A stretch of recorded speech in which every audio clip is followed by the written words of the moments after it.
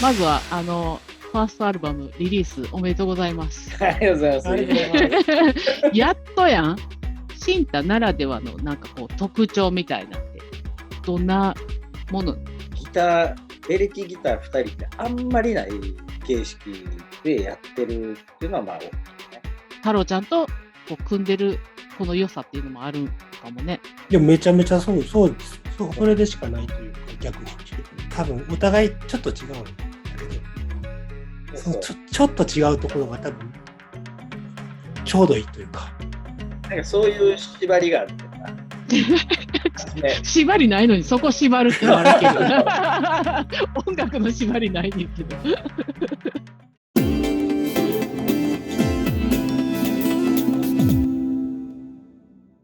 音楽で旅をするチャンネル音旅、こんばんは、小川恵里です。今日はアーティストのインタビューをお届けします。今回インタビューするのは京都在住の北村太郎さんと東京在住の中里真二さんによるギターユニットです。シンタというのはどんなデュオなのかっていうのと、去年の12月にインディゴブルーというアルバムをリリースしているので、そのアルバムについてもお話を聞いていきたいと思います。かなり近しい友達で、特に北村太郎さんに関してはこのチャンネルのオープニングエンディングの曲も作ってもらってます。いつもよりだいぶカジュアルな感じのインタビューになると思うんですけれど、ぜひ楽しんでください。そしてバンドキャンプのリンクを下に貼っておくので、インディゴブルーアルバムぜひ聴いてみてください。ではインタビューをお楽しみください。今日はありがとうございます。よろしくお願いします。よろしくお願いします。お時間取っていただいて。いいえ、こちらこそ。まずはファーストアルバムリリースおめでとうございます。ありがとうございます。ありがとうございます。やっとやん。買っていただき。やっとやん。シンタ組んで何年なんですか？シンタ組んで何年やろう。5年ぐらいかな。はっきり、いつからっていうのはあんまないんですよ、2人は。なんか気ぃついたら一緒にやるかみたいな感じやったような気がせんでもないけど、初めセッションとかやってたのかな、2人で。2人だけでライブやったの最初のは、うん渋谷神社っていう。ああ、そうそうそうそう。映画祭とかそう映画祭です。それで初めて一緒にライブ2人でやったって感じ。2人で演奏したのは初めて、そこです。多分そうやね。そういう意味でもその時からシンタは始まっててまあそれやったら6年7年ぐらい前かもしれない。出会いはそもそもいつなん？出会いももっと古いですね。もう20年ぐらいかな。まあ20年以上やね。そうですね。新宿のライブハウスで、リリースパーティー、オムニバースアルバムを、出して、そこでリリースパーティーがあったんです。で、お互い違うバンドをやってて、で、その日に初めて、リリースパーティーの日に、この人たちなんやって。3バンドぐらいが1枚の CD に入ってるっていう。でも、その中に入ってるその人たちは、お互いのことあまり知らないみたいな感じ。全然知らなかったです。だからその時初めてやって、多分なんか大きなくくりだと、そのインディーロック、激しいインディーロックバンドみたいなのをオムニバース。もともとその太郎ちゃん、やつ名前知らんけど。そうです。それ、前、ジャケットがあれあれです。そうなんや。私、聞いたで。そのコンピレーション。本当？しんちくんもそれに入ってたんや。そう、そのくだり言ったと思うけどな。嘘。ババメーニャ、あれ何だっけか。それ。そう、ババメーニャも入ってた。俺らと、もう一個がシンジのバンド。そう、3バンドで。で、ね、出させてもらったんです。その、あれのリリースパーティーが出会いで。そその時まだシンジとか19、20歳ぐらいやったよ。う。じゃまだそんな感じでしたね。何にも怖いもんがなかった時代。そうそうそう。無謀な感じで。イケイケでしたね。尖りまくってた感じ。みんなそうちゃうそんな。まあそうや、みんなそう。そう、これで食ってたるぜっていうこう思いやわな、みんな。違う。まあそうや、俺らが一番かっこいいと思いながらみんなやってた。まあ君たちもなかなかいいんじゃないのみたいなぐらいのみんなが。そうか、そうか。それでどうやって仲良くなっていくん？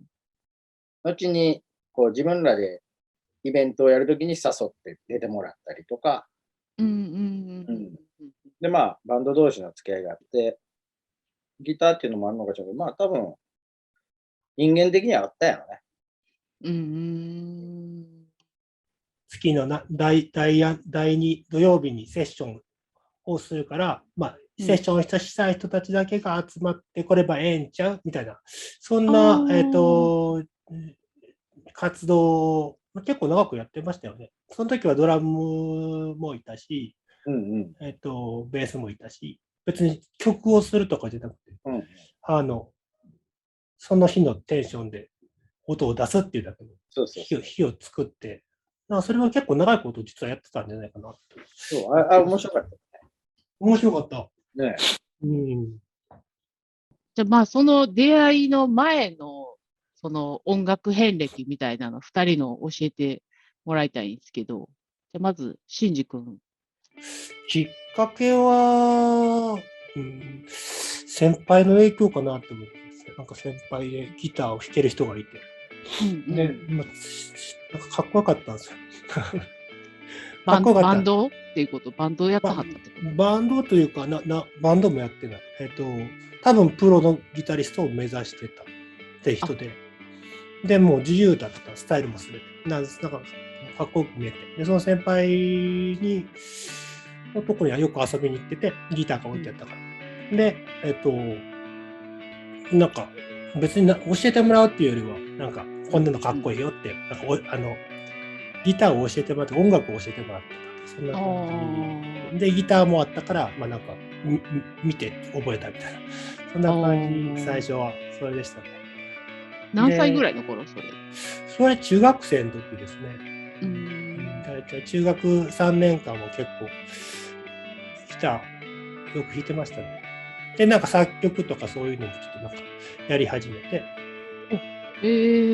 そう、なんか割と早い段階でそのやってなんかバンドとか組み始めて、インディーズレーベルから何枚かアルバムとかミニアルバムとかオムニバスもそうだけど、結構なんか出してましたね。へえ、すごいね。本格的にもうすごいめっちゃ若い時からやってたって感じなのね。バンドやってたね。バンドはずっとやってて、その後も違うバンドやったりとかもしたし、歌ボーカリストがいるバンドっていうのはなんか結構長いことやってましたよ。そうそう。で、そのセッション、やっぱ太郎さんとやり始めたセッションとかが結構、なんかまあこういう楽しみ方もあるな。その深みにはまっていったって感じはありますね。自由、歌がないと自由みたいな。まあそうか。歌があるとそこにちょっと縛りが出てくるっていうことなんそう、やっぱりね、やっぱバランスじゃないですか。なんか、どんだけかっこいいギターを弾いたとしても、やっぱその歌がかっこよくなく聞こえてしまうと、ギターも良くない聞こえてしまうし。かといってなんかシンプルにしすぎると個性もね、なんか出にくいし、難しいですけど、それもそう。まあ、いろんな楽しみがあるんですけど、そういうの取っ払って、セッションって何にも考えないんで、むき出しでできるっていうのが、なんかまあ、すごい開放感があるんですよね。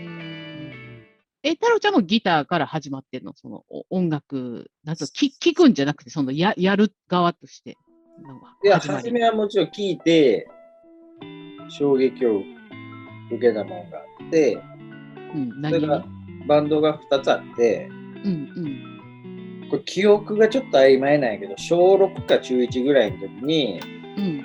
友達がウォークマン聞いてて、うん。で、何聞いてんのって言って聞かせてもらったら、うん。RC サクセションとうん。ブルーハーツうん。が流れてきて、うん。で RC サクセションのカバーズっていう発売禁止になったアルバムがあるんだけど、それの何曲目かにシークレットエージェントなんて、全部カバーのアルバムで、これは飛行機を爆破した北朝鮮のエージェントのキム・ヨンヒっていう人の、記者会見から始まるっていう。すごっ。これをローティーンの子が聞いたら、衝撃を受けるわけよね。ブルーハーツはリンダリンダがドブネズミって言って始まるから、何これってなって、すごい衝撃を食らって、ロックってこういうことなんって思って、そこからこうロックに目覚めたっていうのはあるね。でやっぱその中でギターっていうのがすごいかっこよく映ったよね。でギターを手に取る。ギター始めたのも小6とか中1とかそういう感じ？ギターを始めたのは中2、中3ぐらい。バンドみたいな感じ？いや、コピーバンドよね、初め。高校生ぐらい。なんかロックを聴き始めて、割と過激な方に子供の頃は行くから、パンクバンドとかそっちの方に、激しい方に行って、パンクバンドのコピーをするバンドをやってたね。あ、そうか。でも音楽やるために東京来たんやんな。俺？違った。そうじゃないの？そうやね。そうやんな。その時の気持ちはどんな感じなの？どういう時？行こうかっていう時？いや、きっかけは割と単純で、京都ですごい好きなバンドがあって、俺は。めちゃめちゃかっこいいなっていう衝撃を受けるぐらいのバンドがあって、で、そのバンドが解散して、で、その人ら何人かが東京で音楽やんねんって行かはるわけ。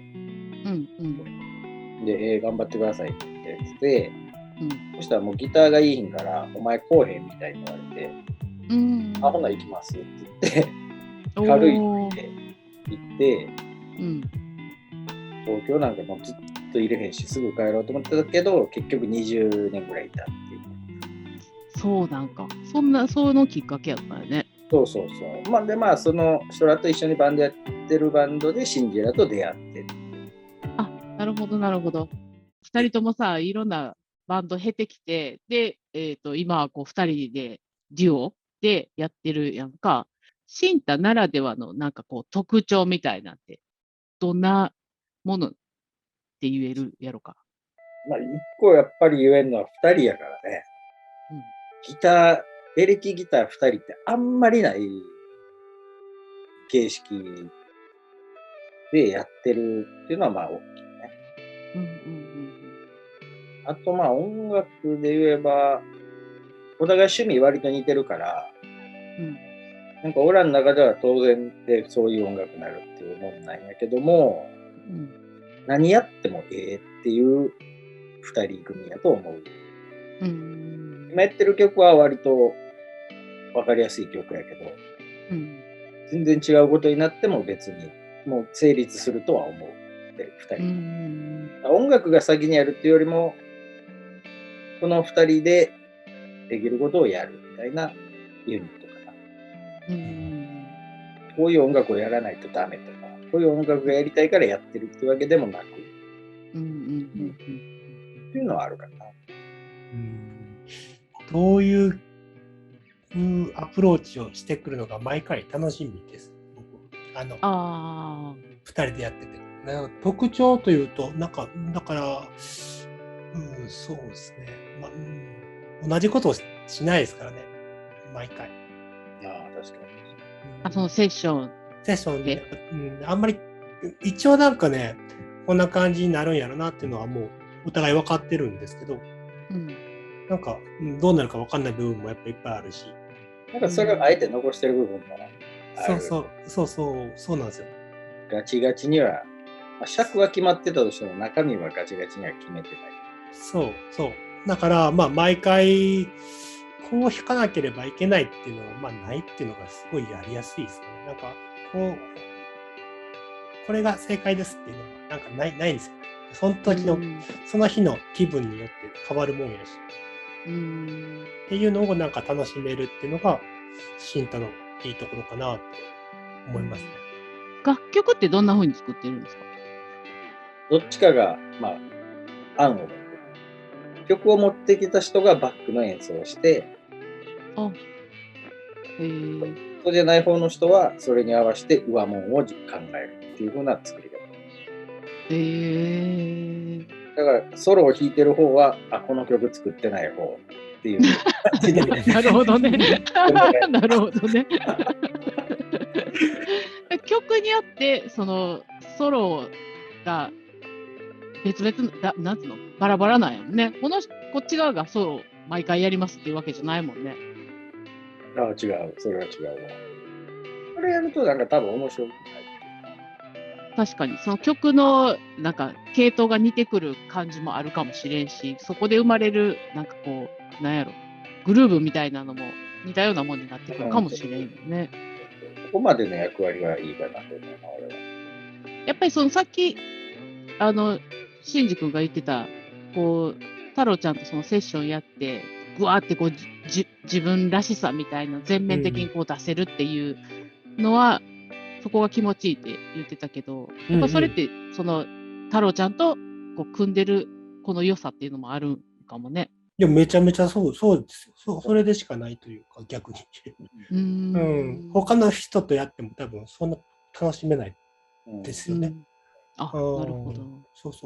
だからなんかね多分いいバランスなんだと思う。そのノリのバランスが。多分お互いちょっと違うんだけど、そのちょっと違うところが多分ちょうどいいというか、いいノリが出ますね。そう、なんかその定期的なライブがあったから、そのライブさせてもらえたから、それに合わせて、なんか、次のライブで何をしようか、みたいな感じで、ライブに合わせて曲作っていったみたいなところもありましたよね。まあ、自由って縛りがない曲作りやと思うねんけど、その中でもその大事にしてることって何ですか？曲作りで。大事にしてること。やっぱ俺は分かりやすい方がいいと思うから、なんか分かりにくいように聞こえても、分かりやすいものを作った方がいいって思ってるから、そこはまあある程度大事にはしてるけど。ライブを人の前でなんか演奏するから、なんかそういうのを見て、こういう曲があったらいいなみたいなのは、なんか、その想像して作ったりもしますね。なるほど。そっか。まあ、こう言ったらライブで始まってるデュオやから、ライブあってこそっていうのもあるんかもね。ちょっとなんていうの、ライブをやっぱりこうイメージしながら作るっていうのは、そうじゃない人も多分いはると思うし。そう。だからライブがあるっていうのが分かっているからね。そういうふうにして曲ができていったなっていう気がしますね。じゃあ次にアルバムについてちょっと聞いていきたいんですけど、まずインディゴブルーっていうこのタイトル、これに込められた意味っていうのはどんなことなんですか？これなんか色をつけたいなと思っていて、なんか色の名前をそう何かなと思って、2人が多分好きな色、多分インディゴブルー多分紺色、まあ藍色とか。2人のイメージカラーみたいな。シンジちゃんとその色の服着てるけど、たまたま紫着てるけど。でもその紫と紺でなんかいい感じじゃないですか。紫着てるけど。いい感じ。本当、たまたまですよね、僕は。それは。ほんまほんまほんま。狙ってきたんじゃ狙ってたんですよ。なかなかやりますね。長いな。いや、ちょうどよかったね。これでシンジちょうど君、ピンクとか着てたら、ってなるな。そうですね。そう、プロモーションビデオも作ってもらったじゃないですか。うんうんカリフォルニアロールの。あれもやっぱ海だったし、それもやっぱちょっと思ったんだよね。海の色、やっぱブルー系はなんかいいなとかっていうのはちょっと思う。そうそう、なんかイメージの映像って、あれがなんか逆に俺らの曲のイメージになってるねんな。そうなんや。うん嬉しいわ。そうそう、あれや。ジャケット、アートワーク。あれがまためっちゃええなと思って。ね、あれはもう、辰巳直子さんっていう、辰巳ちゃん、うん、共通の知り合いのデザイナーさんに頼んだんやけど。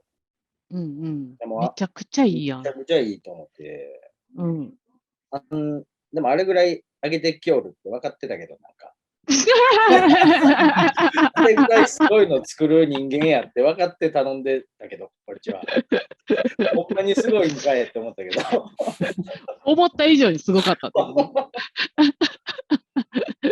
あれってなんか、どんなイメージとか聞いた？アートワーク。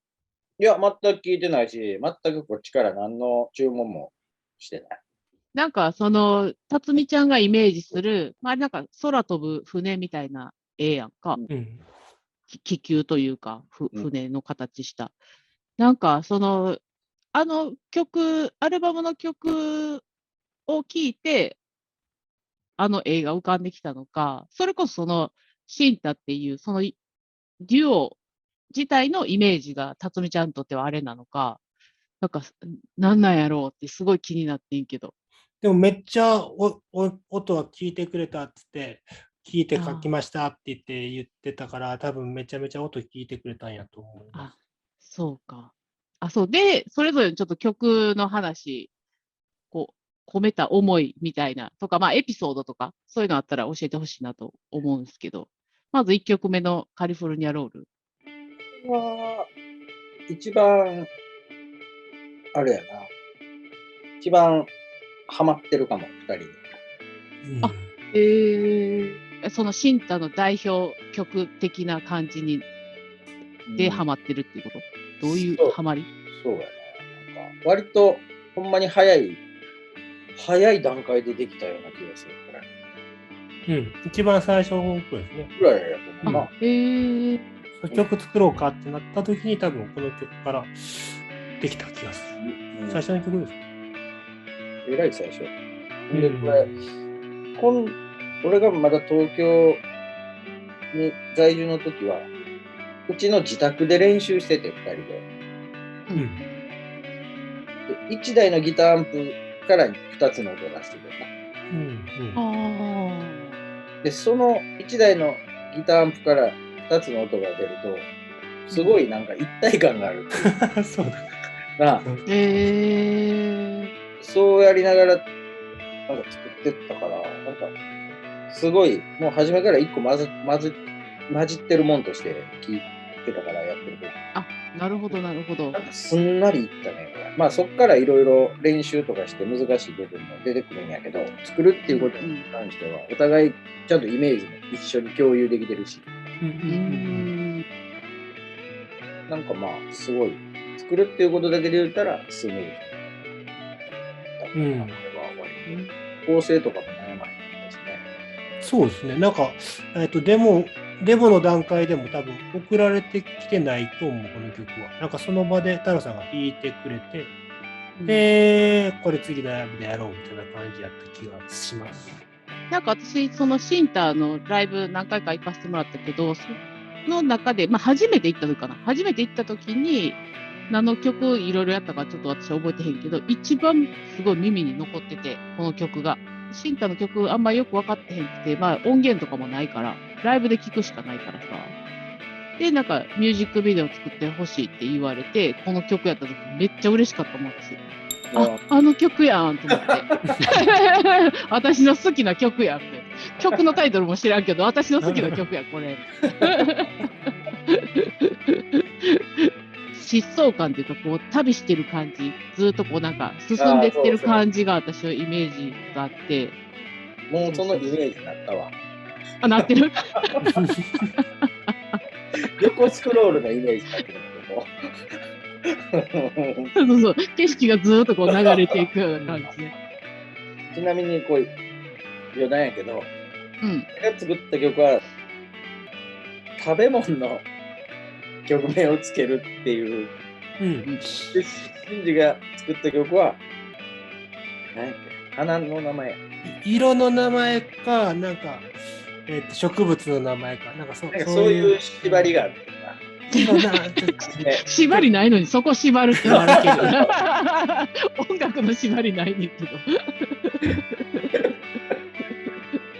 で、カリフォルニアロールっていう名前になって。だから太郎ちゃんが作ったっていうこと。まあまあそうそう。食べ物やもんな。なんでカリフォルニアロールな？これどうしようかって言った時にシンジがカリフォルニアっぽいってシンジが言うて、カリフォルニアの食い物にカリフォルニアロールって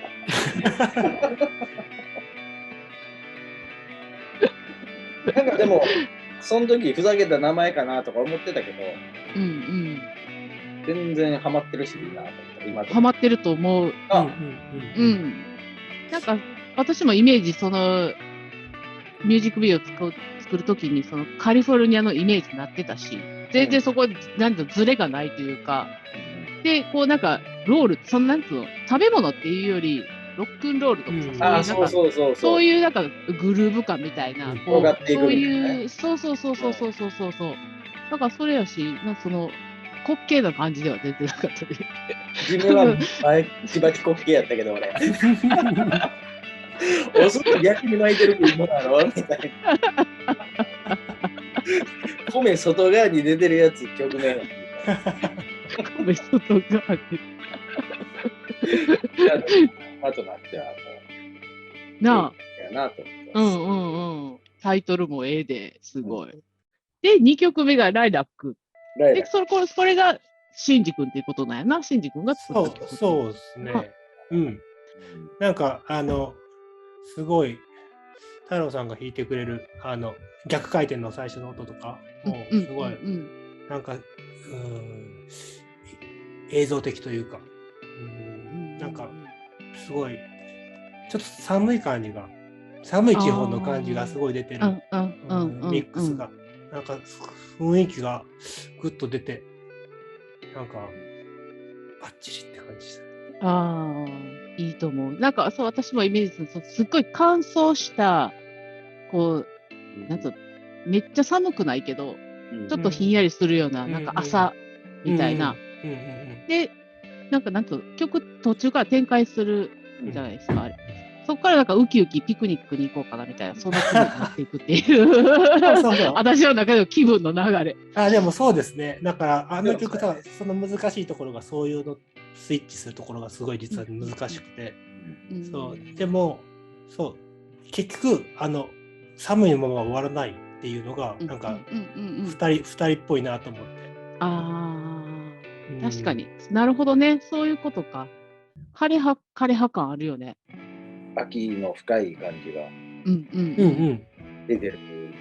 そのシーズンに哀愁漂ってるわ。漂ってますよね。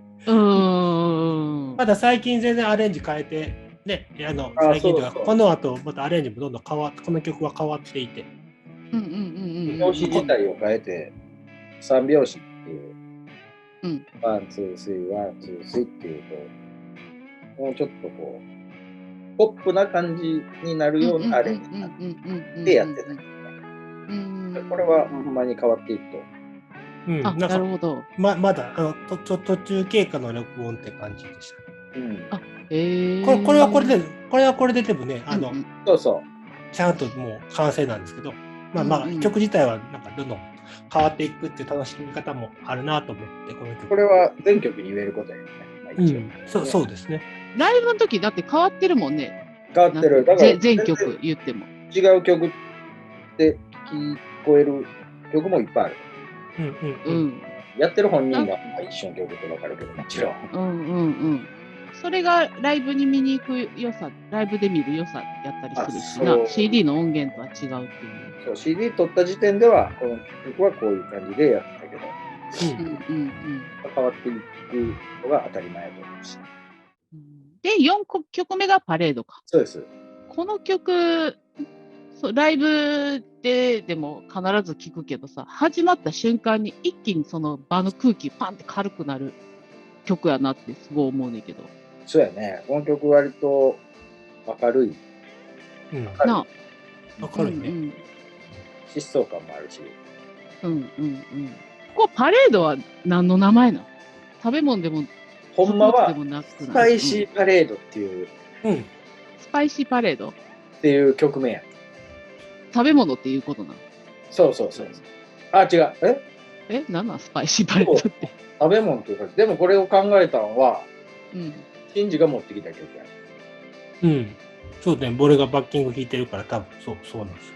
なんかパレードっぽいよね、なんかお祭りっぽいよね。なんか盛り上がる感じがちょっとあったから、なんかお祭りっぽさあるねっていう話になって、パレードは入れたいっていう話になって、じゃあもうパレードでええんちゃうんって最終的になった気がする。そうやね。盛り上がる曲作ったかって感じでこれね。盛り上がる曲や、なんか2人のこうなんかセッションしてる感じみたいな。なんか曲決まってるけど、なんかこうジャムっぽさみたいなのがなんか感じる曲やなと思う。これ毎回弾くこと変わるからね。そのメインのテーマはあるけど、それ以外は毎回変わるから。それ毎回こういうふうにやろうって決めてんの？ちょっと決めてへんね。そうなん？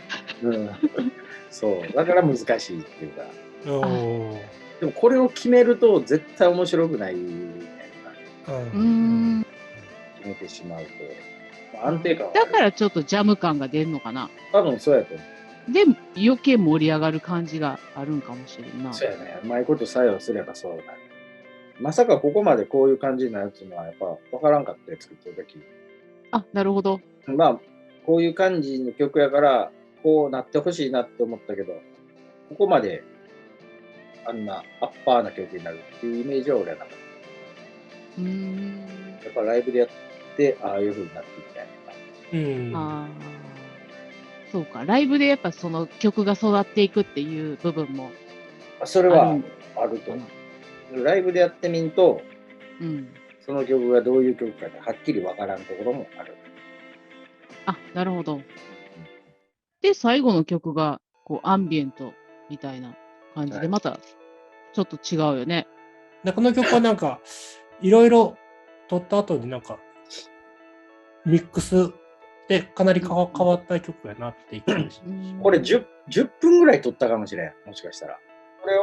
これがレコーディングで使う部分をこうちょんで切り張りしてこういう風になった。なるほど。これだけやっぱ違うもんね。そう。これはだからライブでやるっていうのはこのままはできるとは思う。音もいっぱい入ってるでしょ、この曲。そうやんな。まあでもすごいなんかいろいろバラエティに富んだアルバムよね、5曲。そうや、ギター2本やけど、どこまで行ってもギター2本はギター2本なんやけど、曲はいろいろあるとは思う。やっぱ新太にとってライブすごい大事なことやと思うねんけど、今しばらくできてへんというか、まあ京都と東京で違うわ、でも離れててもやってたもんな、コロナの前は。そう。コロナで、できんようになってしまって。で、俺らライブハウスとかそういうライブを目的とした場所であんまりやってないから、飲食店とかそういうバーとかが多かったから、そこに、まだコロナ完全に落ち着いてないし、もう一回来るかなみたいな雰囲気もあるところで、あんまり言いにくいっていうか、いうのもあるし。じゃあちょっとまた、なんか、新たな動きあったら、ぜひ教えてください。はい。ぜひ。楽しみにして、もうとりあえずでもライブは楽しみにしてますわ。また聞きたい。そうやね、インタのライブ。やりたい。やりたいですね。楽しみにしてますよ。はい、ありがとうございます。はい。じゃあそんな感じで今日はありがとうございました。ありがとうございました。ありがとうございまありがとうごした。ざいました。